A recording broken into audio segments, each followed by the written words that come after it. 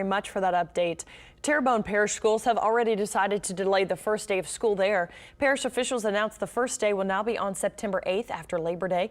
It's more than a month after that initial start date. Students will be able to make up those days at the end of the school year.